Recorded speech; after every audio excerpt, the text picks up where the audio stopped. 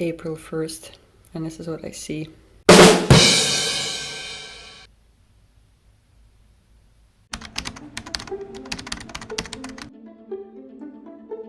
pretty common question that I get as a foreigner in the US: how and why did you get there?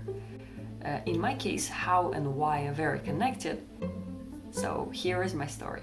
As a teacher of English, I, of course, have always wanted to travel to English-speaking countries. America was actually not the first on my list.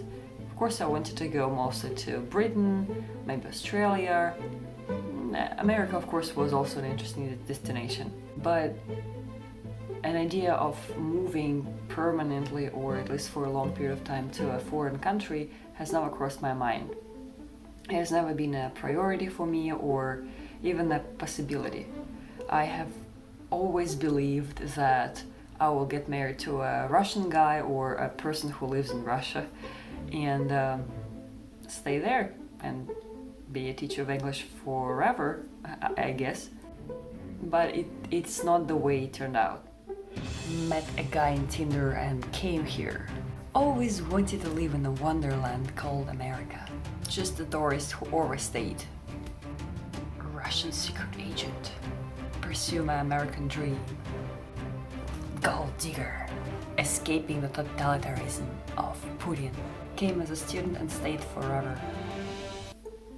Sadly, or luckily, none of it is true. I actually have a really simple story, which is pretty boring, so I'll probably take about a minute to tell you the story. Back in 2016, I was working at one of the English teaching schools in Russia that teach English as a foreign language. Anyway, so here comes this new teacher, a native speaker, whose name is John, and I just seem to like him. That's it. We become friends. Further, we start dating. Then, of course, here comes a very big point in anybody's relationship. If you date somebody from a foreign country, I simply tell him that, John, here there's the plan that I had even before meeting you. I want to go to Moscow and see what happens next. So I didn't have any long plans about what to do after moving to Moscow or what am I going to do with my life, like in 5 years, 10 years. No, I never had anything like that. I was still 24, 5. Seriously, life goes so fast, it's hard to remember. I think it was about 25. Yeah, so I told him that that's it, I just want to go. I was actually kind of confident he will go with me, even though I knew that he is not a type that likes big cities and he would probably not like it. So long story short, we come to Moscow, start working at the same school. We worked in Novosibirsk. It is a branch of the same big school, big company that we worked at. Here comes another big thing, another big turning point in our relationship.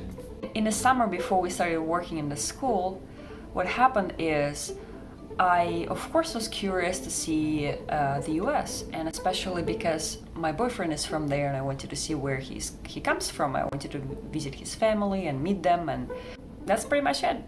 And it was summer, so I felt like it's a perfect opportunity to go there together. The problem was that when you are a single girl in Russia and you just moved from a different town, of course, the visa officer did not believe me.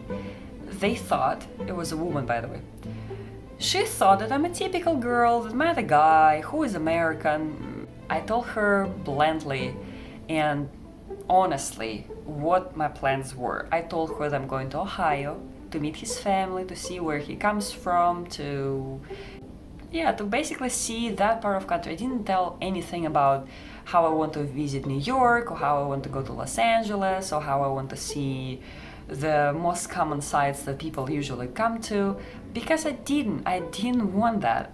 As I said, I wanted to meet his family because we were dating, and if he lived in other place, like in a different Russian town, we would go and visit his family. But because he lived in the US, I had to go to a different country.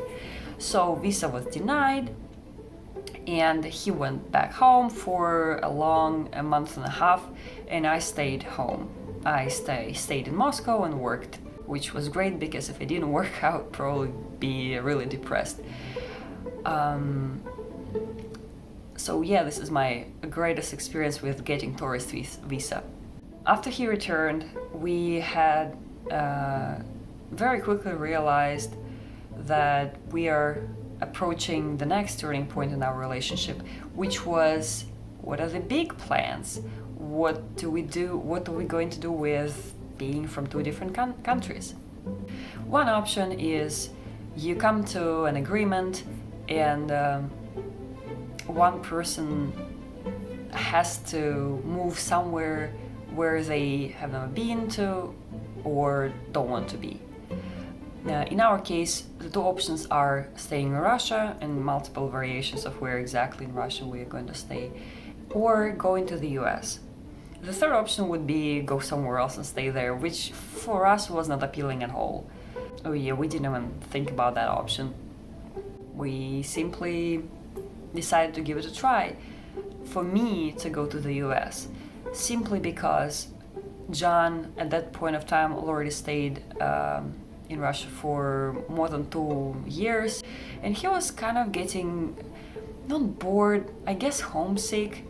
Therefore, I was pressed to the situation in which I have to say yes to going to the US because I wanted to be with him, but I didn't want him to feel depressed if we stay in Russia.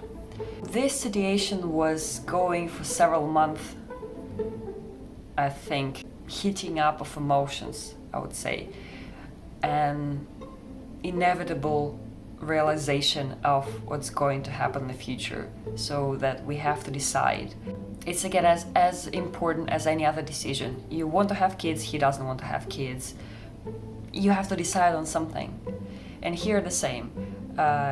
It felt like he didn't want to live in Russia, I wanted to live in Russia. So we have to decide on something. So, because I've never lived in the US, we decided that I'll give it a try. It's fair, right? I've never lived in the US. He did live in Russia, so he has something to compare. And at that point of time, he decided that he wants to go back to be closer to his family, which I had to either be on board with that or we have to break up. And so when we resolved this conflict, this is exactly when John proposed. And because we already talked about family, even if it is a little jokingly, but still we talked about family, of course I said yes, and we applied for a fiancé visa. 12 months later, I get a visa and I moved to the US. 3 days later after arrival, we get married, and here I am. Thank you for watching, and see you later in the next videos. Bye!